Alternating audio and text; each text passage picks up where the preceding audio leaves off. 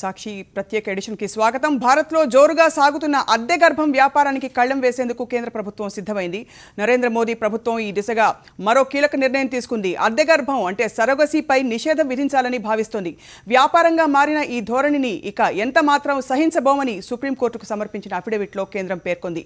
సరోగసీని భారతీయులకు మాత్రమే అనుమతిస్తామని, విదేశీయులకు కాదని స్పష్టం చేసింది.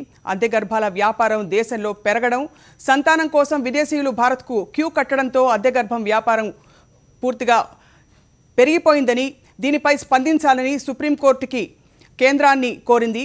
అందుకుగాను ఇచ్చిన సమయం అక్టోబర్ 28న ముగియడంతో దీనిపై కేంద్ర ఆరోగ్య మంత్రిత్వ శాఖ విదేశీయులకు ఇక్కడ సరోగసీపై నిషేధం విధించాలని సుప్రీంలో అఫిడవిట్ దాఖలు చేసింది.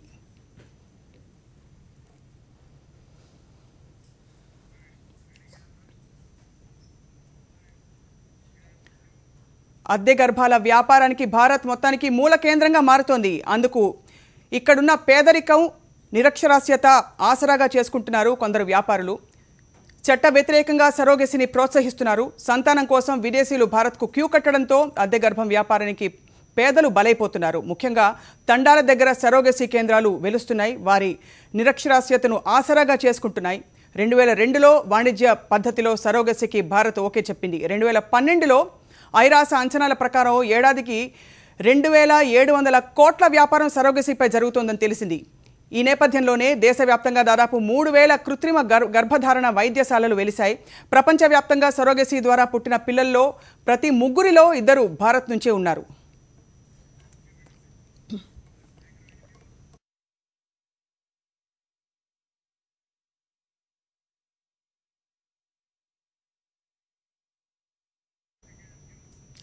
సరోగసీని మొత్తం మీద సమర్థించాలా, ప్రశ్నించాలా, ఇదే అంశంపై వాళ్ళు చర్చిస్తున్నాం. ఈ తాజా డెవలప్మెంట్ నేపథ్యంలో ప్రస్తుతం సాక్షి స్టూడియోస్లో ఉన్నారు జయ వింధ్యాల గారు, లాయర్. నమస్కారం అండి. అలాగే POW అధ్యక్షురాలు, ఫౌండర్ సంధ్య గారు. నమస్కారం అండి. అలాగే doctor Himadeepthi, Nova IVI fertility clinic నుంచి వచ్చారు. వెల్కమ్ అండి. Thank you so much. మొట్టమొదట మనం మాట్లాడవలసిన ప్రశ్న ఏమిటి? సరోగసీని అసలు ప్రోత్సహించాలా, ప్రశ్నించాలా, కొన్ని కట్టుబాట్లతో దాన్ని ఉపయోగించుకోవాలా ఆ ఫెసిలిటీని? సంధ్య గారు. అసలు ఇవాళ విదేశీ వనితలు ఇక్కడికి వచ్చి సరోగసీ కాన్సెప్ట్ని ఉపయోగించుకొని పిల్లల్ని కనడాన్ని పూర్తిగా నిషేధించాలి. అసలు విదేశీయులకి ఎవరికైనా బిడ్డల్ని కనాలంటే అనేక రకాల పద్ధతులు ఆయా దేశాల్లో ఉంటాయి. ఇవాళ భారత మహిళలు కానీ భారత స్త్రీల శరీరాలు వీళ్ళకి గిన్ని పిగ్గులు కావు, లేకపోతే వీళ్ళు జంతువులు కాదు, వీళ్ళు మనుషులు. వీళ్ళ పేదరికాన్ని ఆసరాగా తీసుకుని వీళ్ళ గర్భాలని కాసుల పంటలు పండించేటువంటి బ్యాగ్స్గా, మనీ బ్యాగ్స్గా ఇక్కడ వ్యాపార కేంద్రాలు లేదా హెల్త్ సెంటర్లు, ఫర్టిలిటీ సెంటర్లు తయారైతే దాన్ని ప్రోత్సహించడం, దాన్ని ఉపయోగించుకోవడం చాలా తప్పు. నంబర్ 1. నంబర్ 2, స్వదేశంలో కూడా వ్యాపారంగా చేయాలనుకుంటే, లేకపోతే సినిమా స్టార్లో, లేకపోతే మోడల్సో, లేకపోతే కేవలం తమ అందం తరిగిపోతుందనో, తమకి తీరుబాటు కావట్లేదనో ఆ పద్ధతుల్లో స్వదేశంలో కూడా చేయడాన్ని నిషేధించాలి. విదేశీయులకే కాదు, స్వదేశంలో కూడా వ్యాపార కారణాలతోనో లేదా స్వార్థ ప్రయోజనాల కోసం ఏ కారణాలతో చేస్తున్నారు అనేది ఇంకా అంటే అన్ని కేసుల్లో చూడండి. గతంలో టెస్ట్ ట్యూబ్ బేబీస్ కానీ కాన్సెప్ట్స్ వచ్చినప్పుడు కేవలం మెడికల్ గ్రౌండ్స్లో వాళ్ళకి బేబీని కనేటువంటి అవకాశం అంటే ఫర్టిలిటీ ఉన్నా కూడా, ఇక్కడ ఎగ్ అవతల నుంచి అవకాశాలు ఉన్నా కూడా ఆ మదర్ తల్లి గర్భం మోయడానికి సిద్ధంగా లేనప్పుడు ఇతరుల సహాయం తీసుకోవచ్చు. అది కుటుంబ సభ్యులైనా కావచ్చు. తల్లి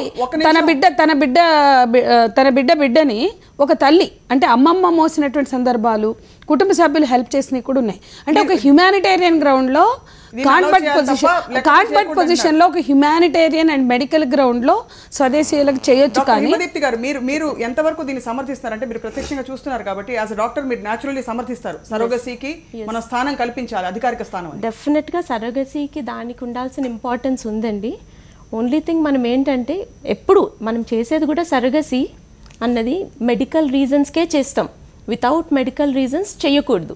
What we need is a regulatory body to see that anta.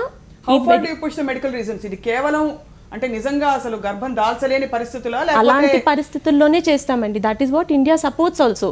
ఇప్పుడు మనం ఫారినర్స్ బ్యాన్ చేస్తున్నాం మనం, వాళ్ళకు కూడా మెడికల్ రీజన్స్కే చేస్తాం యూజువలీ కాదు. We only take up cases with medical reasons. అంటే ఆ కపుల్ ఆమె ప్రెగ్నెంట్ కాలేదు. ఇప్పుడు ఇక్కడ మీరు వి అంటున్నారు, కానీ మీరు అందరు డాక్టర్లకి you can't represent all the doctors. When I say we, all the doctors ICMR guidelines follow అయ్యి, గుజరాత్, రాజస్థాన్, బీహార్ ప్రూవ్డ్ అనమాట.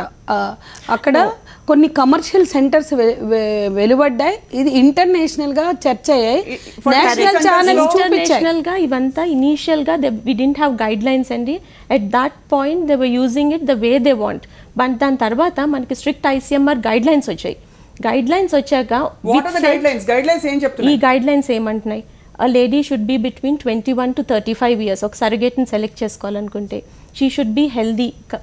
ఆమె రిప్రొడక్టివ్ లైఫ్ ని కంప్లీట్ చేస్తే మహిళ సర్గేట్ గైడ్ లైన్స్ చెప్తున్నారు. ఎవరు ఒక పేదరాలు, అవుట్ సైడరు, రక్త సంబంధం కానీ ఆమె బయట ఆమె అంటే డెఫినెట్ గా ఆమె పేదరికాన్ని మోరోవర్ ఇక్కడ గర్భం దాల్చబోతున్న మహిళ గురించి మాట్లాడలేదు. గర్భం దాల్చమని ఎవరైతే ముందుకొచ్చి డబ్బులు ఇస్తున్నారో వాళ్ళ గురించి మాట్లాడుతున్నారు. ఎవరెవరికి అనుమతులు ఉన్నాయని చెప్పి దాని గురించి ఐసీఎంఆర్ గైడ్ లైన్స్ ఏం చెప్తారు? దాని గురించి ఐసీఎంఆర్ గైడ్ లైన్స్ నిన్న పేపర్లో వచ్చిన దానికి ముందు ఏమని చెప్పేదంటే, ఫారినర్స్ గురించి ఎస్పెషల్లీ చెప్పాలంటే, we cannot take gay couples, we cannot promote single పేరెంట్స్కి we cannot do surrogacy, gay కపుల్స్కి చేయలేము. And married couples for at least 2 సంవత్సరాలు ఆల్రెడీ మ్యారేజ్లో ఉన్న కపుల్స్కి మనం సరగసీ చేయొచ్చు for medical causes. Right Jaya garu, before ఇక్కడ చాలా పాయింట్స్ ఉన్నాయి. మీరు చెప్పిన వాటిలో there are quite a few loopholes. మీరు చెప్పండి. 2014లో గవర్నమెంట్ ఒకటి బిల్ తీసుకొచ్చింది, reproductive techniques regulation. That is 2012 2014 తీసుకొచ్చింది. అది ఈ రోజు వెబ్సైట్ లో కూడా ఉంది. అంటే పబ్లిక్ తో ఒపీనియన్ కొరకు ఇక్కడ చూడాల్సింది ఏంటంటే, అద్దె గర్భాలు అనేది స్వదేశీయులక విదేశీయులక, అసలు అద్దె గర్భాలు అనేది అసలు ఎలాంటి వ్యక్తులకు కావాలి, స్వదేశస్తులకు ఇవ్వాలా విదేశస్తులకు ఇవ్వాలా? ఈ రోజు ఇచ్చినట్టు సుప్రీంకోర్టు అంటే విదేశస్తులకు ఇవ్వకూడదు అని అన్నది. మన ఇప్పుడు సెంట్రల్ గవర్నమెంట్ కూడా మేము విదేశీయులకు ఇవ్వము, స్వదేశస్తులకు మాత్రం ఇవ్వచ్చు అనేది ఒకటి. అసలుకి అద్దె గర్భాలు అనేది ఎందుకు వచ్చింది, దేని గురించి? ఈ రోజు మనం ఫారిన్ సిస్టంలో తీసుకుంటే రీసెంట్లీ ఒక న్యూస్ వచ్చింది, 2 గేకి సంబంధించిన వ్యక్తులు సర్గసీ ద్వారా పుట్టిన బిడ్డ నాకు కావాలని కోర్టులో కేసేశారు. అంటే ఈ రోజు సిచ్యువేషన్ ఏంటంటే, అసలు సర్గసీ అనేది ఎందుకు ఇంట్రడ్యూస్ చేశారు ఈ రోజు ఉన్నటువంటి సిచ్యువేషన్ లో? అసలుకి దీని నేపథ్యం ఏంటి అంటే, ఈ రోజు ఉన్నటువంటి సిచ్యువేషన్ లో కమర్షియల్ గా ఇప్పుడు ఒక స్త్రీని ఎప్పుడైతే కమర్షియలైజ్డ్ చేస్తున్నారో, ఉమెన్కు ఉన్నటువంటి ఆర్గాన్స్ కూడా కమర్షియలైజ్ చేస్తున్నారు. అసలు కమర్షియలైజ్ సిస్టమ్. జయ గారు అయితే మీరు పూర్తిగా ఖండిస్తున్నారు సరోగసీ. ఎటువంటి పరిస్థితుల్లో అనుమతించకూడదు అంటున్నారు. అసలు ఎందుకు అనుమతిస్తున్నారు, దేని గురించి అనుమతిస్తున్నారు? ఈ రోజు లంబడి వాళ్ళని ఎందుకు టార్గెట్ చేస్తున్నారు? మనం నల్గొండ ప్రాంతంలో వెళ్ళి చూస్తే అసలు పర్టికులర్ క్యాస్ట్ మీద ఎందుకు ఈ రోజు బీదరికం అంటున్నారు. బీదరికం అనేది ఎంతవరకు సర్గసీ అంటే అద్దె గర్భాలకు ఉపయోగపడుతుంది? ఒక బీదరికమైన అజ్ఞానమా, లేకపోతే కమర్షియల్ ఇండస్ట్రీస్ ఈ రోజు మన ఇండియాలో బిడ్డని మోసి కంటాం అది మామూలు పని కాదు, అది బోల్డ్ అంత పని. కాబట్టి ఆ పనికి ఒప్పుకోవాలంటే వాళ్ళకు ప్రైస్ పెట్టి వాళ్ళు అమ్మేసుకుంటున్నారు. అంటే సరగసీని మీరు పూర్తిగా పిల్లలని కని అమ్ముకోవడం అనేది అదొక బీదరికం కానీ అజ్ఞానం కానీ వాళ్ళలో ఉన్నటువంటి ఇది కంప్లీట్ గా ఈ రోజు ఇండియన్ అంటే ఒక కాన్స్టిట్యూషన్ వచ్చిన తర్వాత కూడా ఈ రోజు వరకు కూడా అంటే గ్రామాలకు వెళ్ళి చూస్తే, మేము రీసెంట్లీ హైదరాబాద్ చుట్టుపక్కల గ్రామాలకు వెళ్ళి చూస్తే కూడా రోడ్లు లేని పరిస్థితులు ఉన్నాయి, ఒక గుడిసెల్లో బ్రతుకున్న వాళ్ళు ఉన్నారు. ఇలాంటి పరిస్థితుల్లో ఈ అంటే అద్దె గర్భాలు అనేది ఎందుకు వచ్చినాయి? దీన్ని ఏమంటున్నారు కాజయ్య గారు? ఇప్పుడు అర్థం కాదు ఏంటంటే, ఇక్కడ పేదరికం కారణం అయింది కాబట్టి వాళ్ళ పేదరికాన్ని ఎక్కడో పేదరికం కారణం కాదు, కమర్షియల్. ఈ రోజు ప్రభుత్వాలు ఉమెన్ యొక్క ఆర్గాన్స్ తో కమర్షియల్ చేస్తున్నారు, బిజినెస్ చేస్తున్నారు. అంటే పూర్తిగా బ్యాన్ చేయాలంటారు? పూర్తిగా బ్యాన్ అనేది రైట్. ఒక నిమిషం. అలాగే హిమదీప్తి గారు, మీరు I'm sure you have different point of view. అలాగే సంజయ్ గారు ప్రస్తుతం లైవ్ లో జాయిన్ అవుతున్నారు. త్రిపురాన వెంకటరత్న గారు, మహిళా కమిషన్ చైర్పర్సన్. నమస్కారం అండి. ప్రస్తుతం ఈ సరగసీ ఇష్యూ ఏదైతే దేశవ్యాప్తంగా చర్చనీయాంశం అవుతుంది మ్యామ్, ఇది ఎంతవరకు నిజంగా ఆందోళనకరంగా ఉంది పరిస్థితి అని మీరు భావిస్తున్నారు? ఈ అద్దె గర్భం అనేటటువంటిది మాత్రం ఈ ఎవరు అద్దె గర్భం గురించి ముందుకొస్తారమ్మా? పేదరికంలో ఉండేటటువంటి మహిళలు, దళిత మహిళలు, లేకపోతే గిరిజన మహిళలు. ఇంతవరకు మనకి ఆడపిల్లల అమ్మకాలు ఏ గిరిజన తండాల్లో అయితే ఎక్కువగా జరిగినాయో ఇప్పుడు ఈ సరగసి అద్దె గర్భానికి కూడా అక్కడి నుంచే ఈ ఏజెంట్స్ వాళ్ళని తీసుకొచ్చి ఈ ఫెర్టిలిటీ క్లినిక్స్లో పెట్టి మధ్యలో డబ్బులు వాళ్ళు దండుకునే ఏజెంట్స్ వీళ్ళకి కొంత పే చేసి పూర్తిగా మహిళ గర్భాన్ని కేవలము ఒక వ్యాపార వస్తువుగా పరిగణించడం అనేది ఎవరం కూడాను హర్షించడం లేదు. ఇది జాగ్రత్తగా ఏదైతే ఈ బిల్లు ఏదైతే కేంద్ర ప్రభుత్వం దగ్గర ఉందో కూడా దాంట్లో కూడాను మొన్న ఈ మధ్యనే ఢిల్లీలో ఒక నేషనల్ కన్సల్టేషన్ కూడా అయింది. ఆ బిల్లులో పొందుపరచాల్సిన అంశాలు ఏంటి, ఏం జాగ్రత్తలు తీసుకోవాలని. కాబట్టి ఈ సరగసి విధానం అనేది చాలా దేశాల్లో ప్రొహిబిట్ చేశారు. లేదు ఒకటి వెంకటరత్న గారు, చాలా డెవలప్ అయిన దేశంగా చెప్పుకునేటువంటి అమెరికాలో కూడా చాలా రాష్ట్రాల్లో దీన్ని ప్రొహిబిట్ చేశారు. సరగసి విధానము అద్దె గర్భ విధానము అంటే అది కేవలము పేద మహిళల్ని ఇంకా ఎక్స్‌ప్లాయిట్ చేయడానికే ఇది ఉపయోగపడుతుందని చాలా మంది అభిప్రాయం. మ్యామ్, ఇక్కడ ఒక సూటి ప్రశ్న, అంటే సరోగసీని విదేశీయులకి మాత్రం అనుమతించకూడదు అనేది తప్పంటారా, లేకపోతే ఎవరికి అంటే పూర్తిగా సరోగసీ విధానాన్ని బ్యాన్ చేయాలంటారా? ఎందుకంటే విధానం సరిగ్గా, దాని ప్రక్రియ, దాని పరిమితులు, దాని రూల్స్ అండ్ రెగ్యులేషన్స్ సరిగ్గా అమల్లో లేవని చెప్పి పూర్తిగా బ్యాన్ చేయడం సమంజసం అంటారా? మెడికల్ కారణాలు ఉండొచ్చు అని చెప్పి ఇక్కడ డాక్టర్ హిమదీప్తి చెప్తున్నారు. ఇక్కడ డెఫినెట్గా ఫారినర్స్ ఎవరైనా సరే మన దేశంలో వైద్యం అనేది చాలా తక్కువ ఖర్చుతో కూడుకున్నది అని చెప్పి చాలామంది అనేక రకాల జబ్బులను నయం చేసుకోవడానికి భారతదేశం వస్తారు. అట్లాగే ఇప్పుడు ఈ సరోగసి అద్దె గర్భం ద్వారా పిల్లల్ని కనాలని కూడాను ఇక్కడ అది కూడా చాలా చౌకగా ఉంది. ఎవరైనా సరే మహిళలు చాలా చౌకగా దొరుకుతారన్న అభిప్రాయంతో ఫారినర్స్ అనేది బ్యాన్ చేయడం అనేది డెఫినెట్గా మేమందరం హర్షిస్తాము. ఫారినర్స్ ఇక్కడికి వచ్చి పిల్లల్ని వేరే పేద మహిళలకు డబ్బులు ఇచ్చి కొనుక్కోవచ్చు అనే అభిప్రాయం విదేశీయులకి కలగడం అనేది కానీ వాళ్ళు రావడం అనేది కానీ అది కరెక్టేనండి. అది బ్యాన్ చేయడం అనేది కరెక్టే. ఇది ఆర్థికంగా ఎక్స్‌ప్లాయిట్ చేస్తున్నారు కాబట్టి, వాళ్ళ పేదరికాన్ని ఎక్స్‌ప్లాయిట్ చేస్తున్నారు కాబట్టి ఆర్థిక స్తోమత ఉన్న ప్రతి వాళ్ళు ఇక్కడ ఫారినర్లతో సమానంగా మనం అదొక పాయింట్ అర్థం చేసుకోవాలి. సంజయ్ గారు, ఎందుకంటే విదేశీయులంటే ఎవరో ముందు డిఫైన్ చేయాలి. సంజయ్ గారు, ఇక్కడ చాలా అంశాలు ఉన్నాయండి. అంటే మనం చూస్తే ఇప్పటివరకు ఇండస్ట్రియల్ వెజైనా, ఒక అమెరికన్ రైటర్ యాక్టివిస్ట్ చాలా పెద్ద పుస్తకం రాసింది, ప్రాస్టిట్యూషన్ నుంచి ఇండస్ట్రియల్ వెజైనా, అట్లాగే వీళ్ళ ఇండస్ట్రియల్ వూంబ్ అంటే ఒక తల్లి గర్భము ఇండస్ట్రియల్ వూంబ్గా మార్చారు. ఇది ఒక పారిశ్రామిక గర్భంగా మార్చిన ఒక దౌర్భాగ్య స్థితిని మనం చూడాలి. భారత స్త్రీల శరీరాల మీద క్లినికల్ ట్రయల్స్ చూసాం. అంటే వీళ్ళు ఏంటి ఇంత చీప్గా చిల్లరగా భారత పాలకుల వైఫల్యం వలన, బలహీనతల వలన, వాళ్ళ లోపం వలన, గులాంగిరి చేసేటువంటి భారత పాలకులు ఉండడం వలన ఇప్పటి వరకు కూడా జరుగుతుంది ఏంటంటే క్లినికల్ ట్రయల్స్ అంటే మన భారత స్త్రీల శరీరాల్ని నిషేధించినటువంటి, మీరు ఇది ఒకటి వినాలి, నార్ప్లాంట్, నెట్టెన్, డిపప్రవేరా లాంటి ఫ్యామిలీ ప్లానింగ్ మేడం కూడా ఉన్నారు చెప్పాలి. ఫ్యామిలీ ప్లానింగ్ మెథడ్స్ ఏవైతే ఉన్నాయో, కుటుంబ నియంత్రణ సాధనాలు పక్కన ఉన్నటువంటి ఆసియా దేశాలు, మన చిన్న పక్కన బంగ్లాదేశ్, శ్రీలంక, పాకిస్తాన్లలో బ్యాన్ చేసినటువంటి కూడా పెద్ద దేశము, 100 కోట్ల పైగా ఉన్న దేశాన్ని మన స్త్రీల మీద రుద్దారు. డిపప్రవేరా, నార్ప్లాంట్, నెట్టెన్ ఇవి చాలా విష ఫలితాలను ఇచ్చాయి, స్త్రీల శరీరాన్ని ఛిద్రం చేశారు. నేనేమంటున్నంటే ఈ కుటుంబ నియంత్రణని ప్రయోగించినప్పుడు భారత స్త్రీలను వీళ్ళ శరీరాలను ఎట్లా చూశారు. ఇప్పుడు ఇక్కడ సరోగసికి వచ్చే వరకు కూడా అంటే అసలు ఎవరికో కనడానికి ఇక్కడ ఎందుకు సిద్ధంగా ఉంటారు? పేదరికము లేకపోతే అంటే అదే మళ్ళీ పాయింట్ ఇక్కడ మన అదే వస్తున్నాం. విదేశీయులకు బ్యాన్ చేయాలంటే అందరికీ బ్యాన్ చేయాలి, లేదా స్వదేశీ కూడా చేయాలని నేను అనేది. విదేశీ అంటే ఎవరండి? అక్కడ 20 ఏళ్ళు 30 ఏళ్ళు అమెరికాలో స్థిరపడి వచ్చి, లేకపోతే ఇక్కడ బాలీవుడ్ స్టార్స్ చాలా మంది ఉన్నారు. విదేశీ, స్వదేశీ అక్కడ చూడండి. ఇండియన్ బోర్న్ అమెరికన్ సిటిజనా, American born American citizen Indian ఆరిజినా, ఇది నో మ్యాటర్ అండి. ఇక్కడి వాళ్ళకు కూడా చేయొద్దు. నేను చెప్పేది ఏంటంటే స్వదేశీ ఇక్కడే పుట్టి ఇక్కడే ఉన్న సిటిజన్స్ కూడా కమర్షియల్ ఆస్పెక్ట్లో చేయొద్దు. అసలు ఎవరు స్వదేశీ విదేశీ అందరికీ బ్యాన్ చేయాలా? ఓన్లీ మెడికల్ గ్రౌండ్స్లో ఆ కుటుంబ సభ్యులు ముందుకు వస్తారు. లైక్ ఇప్పుడు విదేశీయులు కూడా ఉండొచ్చు కదా. చూడండి, మెడికల్ గ్రౌండ్ ఆ కుటుంబ సభ్యులు ఏమంటే కిడ్నీ ట్రాన్స్ప్లాంటేషన్ ఉందండి. ఒక మనిషికి కిడ్నీ అవసరమైనప్పుడు ఆ కిడ్నీ ఇవ్వడానికి కుటుంబ సభ్యులు ఉంటే మ్యాచ్ అయితే ఇస్తారు. దానికి కొన్ని రూల్స్ ఉన్నాయి. అట్లాగే ఆ కిడ్నీ ట్రాన్స్ప్లాంటేషన్ అనేది ఒక మనిషిని బ్రతికించడానికి కదా. అట్లాంటి గ్రౌండ్స్లో ఒక medical ground and humanitarian ground దానికి ఆ కమిటీ పరిశీలించి అనుమతి ఇవ్వాలి. అంతే తప్ప సరోగసీకి స్వదేశీ విదేశీ రెండు కూడా నిషేధించాలి.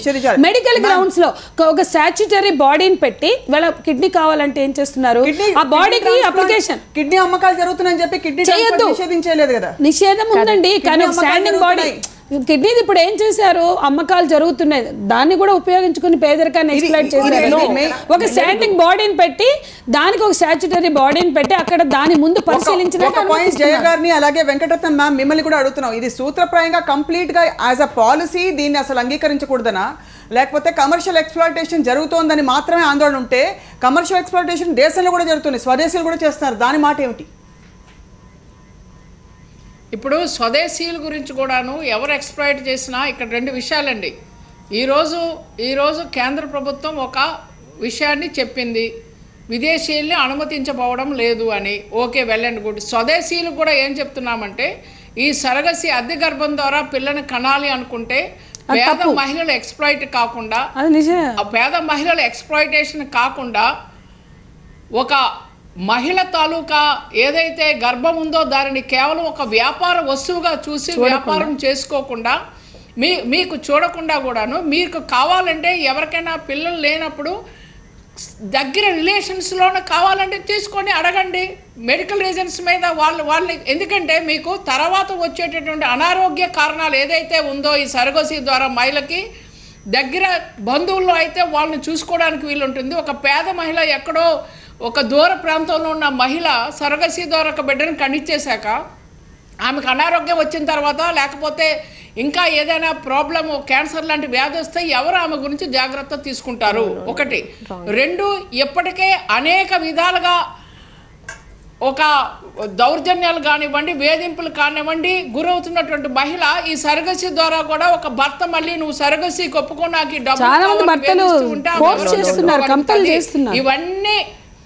ఇవన్నీ రిలేటెడ్ ప్రాబ్లమ్స్. కాబట్టే సరగసిని పూర్తిగా నిషేధించకుండా నియంత్రించి కావాలంటే సొంత దగ్గర బంధువుల ద్వారా డెఫినెట్గా పిల్లల్ని అద్దె గర్భం తీసుకోవచ్చు, పిల్లని కనవచ్చు.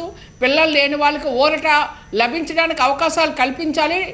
అయితే ఎక్కడికక్కడే ఫెర్టిలిటీ క్లినిక్స్ పేరిట ఈ సరగసి కొన్ని ఒక మిలియన్ల వ్యాపారంగా డాలర్స్ 2012లో యునైటెడ్ నేషన్స్ సర్వే చేస్తే భారతదేశంలో $400 మిలియన్ల వ్యాపారం జరిగిందని యునైటెడ్ నేషన్సే చెప్తా ఉంది. మీకు ఢిల్లీలో కానివ్వండి, గుజరాత్లో కానివ్వండి, మహారాష్ట్రలో కానివ్వండి, ఇక్కడ ఈ రాష్ట్రాల్లో కానివ్వండి, మొత్తం మీద ముబ్బడిగా వందల కొద్ది ఫెర్టిలిటీ క్లినిక్స్ దాని పేరిట సరగసి పేరిట వ్యాపారం జరుగుతూ ఉంది. రైట్ మ్యామ్, ఇది జరుగుతున్న మాట వాస్తవం. హిమదీప్తి గారు ఒక విషయం చెప్పండి. 37-38 ఏళ్ళు దాటాక ప్రెగ్నెన్సీ ఇస్ రిస్కీ అని చెప్పి డాక్టర్లే చెప్తారు. 40 ఏళ్ళు 42 ఏళ్ళు దాటిపోయిన తర్వాత సపోజ్ సినిమా తారలు ఉన్నారు ఫర్ ఎగ్జాంపుల్, లేకపోతే బాగా ధనిక వర్గానికి చెందిన వాళ్ళు ముచ్చటపడి ఇంకో బిడ్డ కావాలనుకుంటారు. కేవలం వాళ్ళ ముచ్చట కోసం, హెల్త్ రీజన్స్ కాదు అక్కడ. అది ఎలా పరిగణించవచ్చని మీరు అనుకుంటారు? వాళ్ళు పేద మహిళ తీసుకుంటే వాళ్ళకి డబ్బులు ఇచ్చి వాళ్ళ బిడ్డ అక్కడ పేద మహిళ పొట్టలో పెరుగుతుంది కాబట్టి న్యాచురల్లీ ఇవ్వాల్సినవన్నీ ఏసీ కార్ ఇచ్చి, ఏసీ ఫెసిలిటీస్ ఇచ్చి వాళ్ళని కొనుక్కున్నారని మళ్ళీ మనం అంటాం. దాన్ని ఎలా పరిగణిస్తారు మీరు? చూడండి, సరోగసీ అనేది 2 యాంగిల్స్లో మనం డిస్కస్ చేసుకోవచ్చు. ఇప్పుడు ఒకటి మెడికల్ కాజ్, ఒకటి ఓన్లీ కమర్షియల్ యాంగిల్. మీరు చెప్పారు చూడండి, ఇప్పుడు సినిమా యాక్టర్స్ ఉన్నారు 40 ఇయర్స్ 45 ఇయర్స్, వాళ్ళకి మెడికల్ కాజ్ కాదు అని అంటున్నారు. బట్ నిజంగా చెప్పాలంటే వాళ్ళు సినిమా యాక్టర్స్ అని చెప్పి మనం ఒక యాంగిల్లో వాళ్ళ వైపు చూస్తున్నాం. అదే మనము ఒక 40 ఇయర్స్ కపుల్ వచ్చారంటే మన దగ్గరికి, we always look at them as a medical cause. 40 years వాళ్ళు నిజంగా అసలు వాళ్ళకి ఫర్టిలిటీ పొటెన్షియల్ ఎంత ఉంది, నిజంగా ఈమె ప్రెగ్నెంట్ అవుతే ఈమె రిస్కీ అవుతుందా లేదా, ఈ యాంగిల్స్ మామూలు వాళ్ళలో కూడా మనం ఆలోచిస్తాం. సో వాళ్ళ విషయంలో కూడా ఆలోచించాలి అంతే కదా. ఎక్స్ప్లాయిటేషన్ అవ్వకుండా మనం ఒక ఫిక్స్డ్ గైడ్ లైన్స్ పెట్టుకోవాలి, ఒక రెగ్యులేటరీ బాడీ ఉండాలి. ఈ మెడికల్ కాజెస్ ఉంటేనే మీరు సరోగసీ చెయ్యండి, మెడికల్ కాజెస్ లేకుండా చెయ్యొద్దు. You have a body to regulate it. ICMR guidelines follow అవ్వాలి. సర్రగేట్ అన్నాక ఈ 21 ఇయర్స్ నుంచి 35 ఇయర్స్ లో ఉండాలి.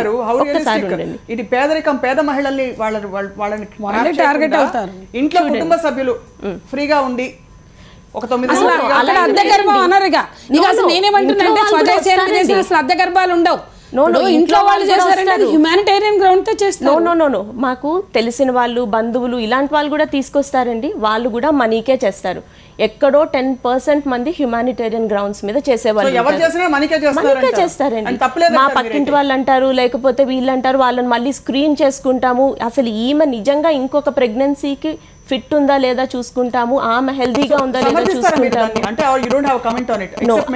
నేను మెడికల్ కాజ్ ఉంటే I think surrogacy is a boon for the couple. ఇప్పుడు ఒక లేడీ ఉంది, ఆమెకి ఎగ్స్ డెవలప్ అవుతున్నాయి, కానీ ఆమె యూట్రస్ నిండా ఫైబ్రాయిడ్స్ ఉన్నాయి, లేకపోతే యూట్రస్కి రిసెప్టివిటీ లేదు, ట్యూబర్క్లోసిస్ వచ్చి యూట్రస్ పనిచేయట్లేదు అంటే ఈ కపుల్స్ ఇంకెప్పటికీ పిల్లలు లేకుండా ఉండిపోవాలా?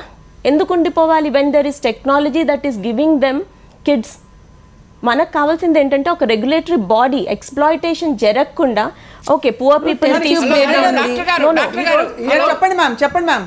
కాదు ఇక్కడ నేనేమంటానంటే డాక్టర్ గారు అంటున్నారు పిల్లలు లేకుండా ఆ కపుల్ ఎందుకు ఉండిపోవాలని అడుగుతున్నారు. చూడమ్మా, చాలా మంది అనాథ పిల్లలు నెలల పిల్లలతో సహా. కాదండి, that is a personal decision. ఇప్పుడు నేను నా పేషెంట్ కి లో కూడా చాలా మంది అనాథ పిల్లలు ఉన్నారు. మీరు వెళ్ళి ఒక అనాథ పిల్లని తీసుకోండి అంటే ఇష్టపడకపోవచ్చు, కాదు, అది మనం డిసైడ్ చేయకూడదండి. That the couple should decide. వాళ్ళ జెనెటిక్ కిడ్ కావాలా, అనాథ కిడ్ కావాలా అన్నది వాళ్ళ డెసిషన్. స్వచ్ఛందంగా అంటున్నారు వెంకటరత్నం గారు, మీరేమంటారు మ్యామ్? ఏమండి, అది వ్యక్తిగత నిర్ణయం. అంటే మనం దత్తత తీసుకున్నా, లేకపోతే మనం ఇంకో గర్భ సంచిలో మన బిడ్డని పెంచుకుందామా అన్నది, గర్భం ఇంకోళ్ళు దాల్చాలా మన పక్షాన అనేది అది వ్యక్తిగత నిర్ణయం కదా. అలా ఇప్పుడు బిడ్డలు లేని వాళ్ళకి వాళ్ళు ఎందుకు అలా ఉండిపోవాలంటే ఇక్కడ ఉండేది ఒక ఆప్షన్. ఇక దత్త ఇలాగ సరగసి ద్వారానే అంటే అది కూడా చూస్తున్నాము. డిజైనర్ బేబీస్ కావాలన్న వాళ్ళు మంచి ముక్కు ఉండాలి, మంచి రంగు ఉండాలి, లేకపోతే శుద్ధమైనటువంటి వంశం నుంచి కావాలి. అవేవి డాక్టర్స్ ప్రామిస్ చేయరండి. Right ma'am. అవన్నీ కాదు హిమదీప్తి గారు, అవన్నీ డాక్టర్స్ మీరు ప్రమోట్ చేయాలంటున్నారు. మీకు అక్కడ ఎగ్ స్పర్మ్ వస్తే మీరు చూడరు కదా, ఇది ఈ రీజన్ వాళ్ళు వచ్చారు, మంచి ముక్కున్న ఎగ్ తీసుకొచ్చారు కాబట్టి ఖచ్చితంగా మేము చేయమని చెప్పరు కదా మీరు. 60% పేషెంట్స్కి ఏమవుతుందంటే ఆ వైఫ్ ఎగ్సే వాడతాం, ఆ హస్బెండ్ స్పర్మ్సే వాడతాం. వాళ్ళకి ఇక్కడ వచ్చే అడ్వాంటేజ్ ఏంటి? వాళ్ళ జెనెటిక్ కిడ్ వస్తున్నారు, బట్ ఓన్లీ థింగ్ ఆమె ప్రెగ్నెంట్ కాలేదు, అందుకని ఇంకొక యూట్రస్ తీసుకొని వాళ్ళ బిడ్డనే వాళ్ళకి తెచ్చుకుంటున్నారు. It's not an orphan, it's their genetic kid. It's not a designer baby. Ma'am was talking about cases where అంటే ఇది కేవలం కొన్ని జెనెటికలీ ఇంజనీర్డ్ బేబీస్ కోసం పర్ఫెక్ట్ జెనెటికలీ ఇంజనీర్డ్ బేబీస్ కోసం సరగసి అవసరం లేదండి. డోనర్ ఎగ్స్ తీసుకుంటాం. సరగసి అనేది జెనెటికలీ ఇంజనీర్డ్ బేబీస్ కోసం ఇలా కూడా అవుతుంది కదా. Their own kid in some others home అన్నమాట. కానీ దీని ముందు కూడా మనకి టెస్ట్ ట్యూబ్ బేబీస్ అవకాశాలు ఉన్నాయి, ఐవీఎఫ్లు ఉన్నాయి. ఇవన్నీ కొన్ని ఆప్షన్స్ ఉండగా కూడా డైరెక్ట్ గా ఆ రిస్క్ ఎందుకని చెప్పి సరగసి ఒకటి చెప్పండి. ఎవరో తెలిసి వాళ్ళకి ఏమాత్రం ఛాన్స్ ఉన్నా కూడా ఇంకోళ్ళ గర్భసంచిలో మన బిడ్డను పెంచుకుందాం అని చెప్పి వదులుకోరు వాళ్ళు. అంటే అంత రిస్క్ తీసుకుని అవైలబిలిటీ ఉంటే చేసుకుంటున్నారు. అవైలబిలిటీ ఉన్నా కూడా కంప్లీట్ గా అబాలిష్ చేయాలి. ఎందుకంటే సమాజంలో స్త్రీ పట్ల ఒక అవగాహన లేదు, ఒక వ్యాపార వస్తువుగా చూస్తున్న క్రమంలో వీటిని అద్దె గర్భాలను వీళ్ళకి పెడితే బాగుంటుంది, వీళ్ళకొద్దు అనే డెసిషన్ కూడా కరెక్ట్ కాదు. ఈరోజు ప్రభుత్వం వాలంటరీగా స్త్రీల మీద ఒక అవగాహన లేకుండా ఈ రోజు మైండ్ సెట్ సమాజంలో ఉన్నట్టు మీరు చెప్పేది కల్చరల్ రీజన్స్, సామాజిక కారణాలు. అప్పుడు ఫారినర్స్ కి బ్యాన్ చేయాలి, ఇండియన్స్ కి బ్యాన్ చేయాలి. మారినంత వరకు ఈ అద్దె గర్భాలను నువ్వు కమర్షియలైజ్డ్ కిందనే తీసుకోవాల్సి వస్తుంది. అసలు అద్దె గర్భాలు అనే కాన్సెప్ట్ వాళ్ళని కూడా మనం ఎక్స్ప్లోర్ చేస్తున్నాం అనుకోవాలా. స్పర్మ్ డోనర్స్ ఉన్నారు మనకి సొసైటీలో, ఉంటారండి. ఉండొచ్చండి, స్పర్మ్ డోనర్స్ ఉంటారు, ఎగ్ డోనర్స్ ఉంటారు. It is important that అది వ్యాపారమే అవుతుంది. మెడికల్ ఆ బ్యాంకులు పెట్టి 2013లో కామర్స్ మినిస్ట్రీ ఒకటి నోటిఫికేషన్ ఇచ్చింది. ఇండియన్ మెడికల్ కౌన్సిల్ రీసెర్చ్ తోటి ఎవరైతే సర్టిఫికెట్ తీసుకుంటారో వాళ్ళకే ఇది అద్దె గర్భాలు అనేది ఇవ్వాలి అనేది. అది అలాంటిది ఏం ఫాలో కావటం లేదు. అంటే ఈ రోజు ఉన్నటువంటి సొసైటీలో స్త్రీ పట్ల ఒక దృక్పథం అంటూ, వాళ్ళ పట్ల ఒక అవగాహన అంటూ, ఈవెన్ ఈ రోజు ఉన్నటువంటి పొలిటీషియన్స్ లో ఒక్కొక్కరు ఒక్కొక్క రకమైన స్టేట్మెంట్ ఉన్నాయి ఆడవాళ్ళ మీద. ఈ రకమైన పరిస్థితుల్లో అద్దె గర్భాలను రెగ్యులరైజ్ చేయడము, లేకపోతే వాటిని నియంత్రించడము అనేది ఎంతవరకు మనం ఇంప్లిమెంట్ చేయాలి? రెగ్యులరైజ్ చేయకూడదు, పూర్తిగా బ్యాన్ చేయాలంటారు. పూర్తిగా బ్యాన్ చేయాలి. ఈ రోజు ఉన్నటువంటి స్త్రీల మీద ఒక అవగాహన తీసుకురావాలి. ఏదైతే బీదరికం అనేది బీదరికం అనేది అద్దె గర్భాలకు మూలమని ఈ రోజు ప్రతి ఒక్కరు మాట్లాడుతున్నారు. ఆ బీదరికాన్ని ఎందుకు నిర్మూలించలేకపోతున్నారు? అసలు ఈ అద్దె గర్భాల మీద అవగాహన ఎందుకు తీసుకురాలేకపోతున్నారు? ఈ రోజు అవగాహన వస్తుందండి. అవగాహనతో పాటు మనకి ఏంటంటే చుట్టూ ఉండే సైడ్ ఎఫెక్ట్లు త్వరగా పుంజుకుంటాయి. అద్దె గర్భాల గురించి చుట్టూ ఉండే సైడ్ ఎఫెక్ట్లు అమ్ముకుంటున్నారు. ఎలాగైతే ఆర్గన్ డొనేషన్ చాలా ఉదాత్తమైన ఒక పని, ఆ ఉదాత్తమైన పనిలో కూడా మనకి స్కామ్లు బయలుదేరాయి ప్రతి దానిలో. నువ్వు అంటే ఒక సమాజంలో ఒక నిర్మాణం లేదు స్త్రీ పట్ల, ఒక నిర్మాణమైనటువంటి అవగాహన అటువంటి ఈ రోజు పొలిటిషియన్స్ కానీ ప్రభుత్వాలకు కానీ వీళ్ళ పట్ల ఒక గౌరవం కూడా లేదు. లేనప్పుడు అద్దె గర్భాలను ఎట్లా అలో చేస్తావు? వీళ్ళకి ఇవ్వాలి వీళ్ళకి వద్దనేది ఎట్లా నువ్వు ఐడెంటిఫై చేస్తావు? అంటే నీకున్న మొరాలిటీస్ ఏంటి, నీకున్నట్టు మోరల్స్ ఏంటి అసలు ప్రభుత్వాల దగ్గర? అసలు ప్రభుత్వాల పట్ల కూడా మా ఆడవాళ్ళ పట్ల వాళ్ళకున్న అవగాహన ఏంటి? ఒక్కొక్క మినిస్టర్ ఒక్కొక్క రకంగా మాట్లాడుతున్నాడు ఈ రోజు చూస్తూ ఉంటే. ఇట్లాంటి పరిస్థితుల్లో నువ్వు అద్దె గర్భాలను ఎట్లా నువ్వు తీసుకుంటావు? కాబట్టి అద్దె గర్భాలను కంప్లీట్గా అబాలిష్ చేయాలి. ఈ రోజు అద్దె గర్భాలకు ఏదైతే బీదరికం అని అంటున్నారో ఆ బీదరికాన్ని నిర్మూలించాల్సిందే. కానీ వాటిని కాజుగా తీసుకొని అద్దె గర్భాలకు కొందరికి ఇవ్వచ్చు, లేకుంటే విదేశీయులకు ఇవ్వకూడదు, ఇవన్నీ కూడా అందరికీ స్వదేశీయులు విదేశీయులు అందరికీ బ్యాన్ చేయాలి. కానీ గౌరవప్రదంగా లేకపోతే హ్యూమానిటేరియన్ గ్రౌండ్స్ మీద ఎవరైనా కనిపెడతామని చెప్తే వాళ్ళని ఓకే అంటారు. దానికి మొరాలిటీస్ ఉన్నాయి, దానికి దానికి రెగ్యులేషన్స్ ఉంటాయి. ఖచ్చితంగా కాదు, రెగ్యులేటరీ బాడీ ఉంటుంది.